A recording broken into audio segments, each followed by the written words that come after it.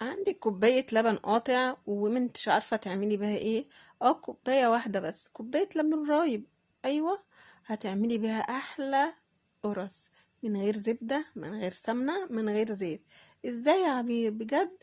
ايوه بجد. هتخشوا معايا الفيديو وهتشوف كل التفاصيل وكل الخطوات بكل سهولة.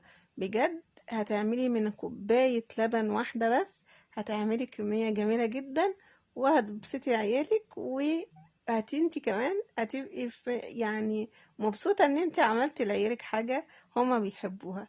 يلا نسمي الله ونصلي على الرسول عليه افضل الصلاة والسلام، ونخش على وصفتنا الحلوة دي. يلا بينا، يلا بينا.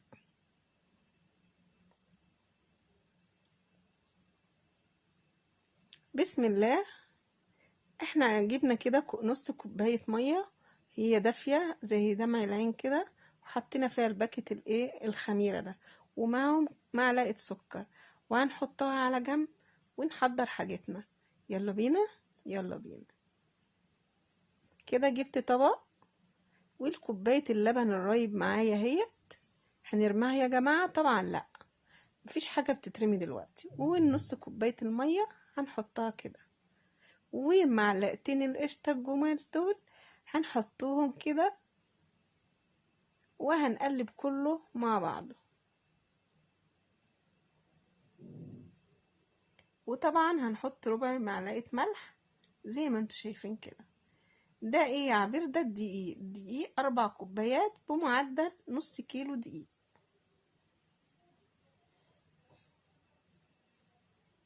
تمام تمام.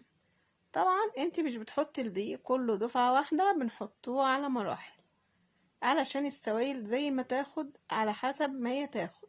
بس انا السوائل خدت الدقيق كله، يبقى معدل الدقيق كام؟ نص كيلو. ومعدل السوائل قد ايه؟ كوباية ونص، نص كوباية مية والكوباية اللبن. هناخده بس يجي معلقة زيت كده في الاخر كده، علشان تبقى سالكة معانا. لكن احنا في الوصفة يا جماعة ولا حطينا سمنة ولا حطينا زبدة ولا حطينا زيت. الزيت اللي انا حطيته دي معلقة بحطها كده علشان تسلك العجينة معايا، يعني ما تتذكرش. بجد كان طعمها هايل جدا وكانت حلوة قوي. فطبعا انتي عشان تسيبيها شوية تريحيها وما تعجنيش فيها كتير، فبتسيبيها شوية وترجعي تعجنيها تاني، فبتديكي بقى النتيجة اللي انت شايفاها القمر دي. بجد جميلة جدا. انت مش عايزة تتعبي في العجين، ضيعي منه اللبن او المية وسيبيها شوية، بعد 10 دقايق ارجعي لها تاني. بس مش تخمر، يعني مش تسيبها تخمر، تسيبها بس مدة 5 دقايق وارجعي لها تاني. لو فيها ايه خميرة، لو مش فيها خميرة بتسيبيها براحتها وارجعي لها تاني اعجنيها، هتبقى زي الفل. للناس اللي ما عندهمش عجان وما يتعبوش ايديهم في العجن. كده زي ما انتوا شايفين كده، بعد ما فات نص ساعة من عجنها، بصوا قد ايه جميلة، جميلة جدا. وطبعا انا ما سبتهاش تختمر جدا علشان قوي، يعني علشان احنا لسه هتخش في مرحلة تخمير تاني على السجان. كده بقى انت بتشكلها زي ما انت عايزة. عايزاها كور صغيرة ماشي، عايزاها كور كبيرة ماشي. انا بحبها زي ما انتوا شايفين كده. بحبها في السمك ده وفي يعني في نفس الحجم ده، بالذات القرص اللي بتبقى الطرية الفلاحي.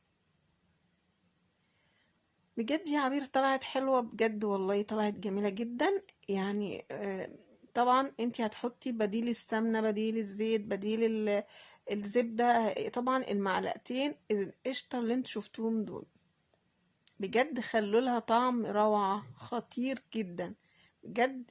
يعني مش مكلفة خالص يعني. وهو تكلفة الحاجة اللي هو الدقيق والكوباية اللبن طبعا اللي كانت عندك، وما انتش عارفة تعملي بقى ايه.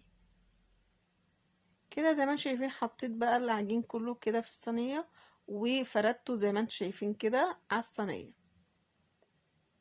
بتسيبيه وتركنيه بقى في جنب كده على يعني، وبتغطيهم حلو قوي وبتكمريهم حلو قوي. طبعا احنا في الساعة يا جماعة، فلازم الحاجة تختمر حلو.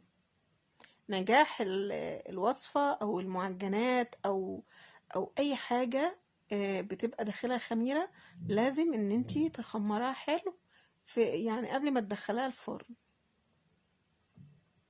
اختمرت حلو وبتاخدي نتيجة جميلة جدا. طبعا صوابعي معلمة يا جماعة، طبعا ده عيب طبعا، بس هي اول ما تختمر مش هتلاقوا الصوابع دي خالص.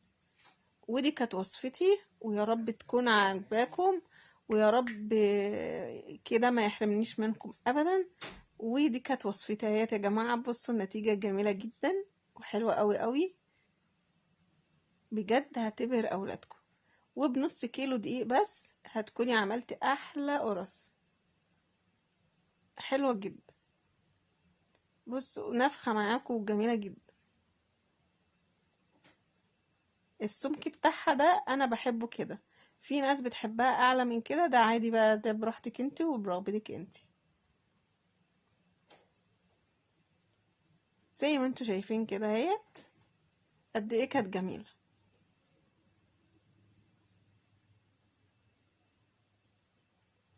بجد اعملي الوصفة دي ومش هتندمي.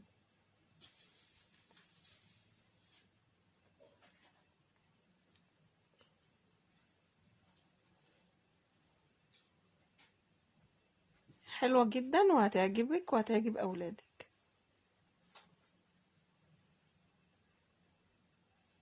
وبقول لكم بقى ما تنسوش في لايك حلو منكم، وبقول لكم ما تنسوش في دعوة حلوة، واقول لكم باي باي ولايكات كتير، مع السلامة.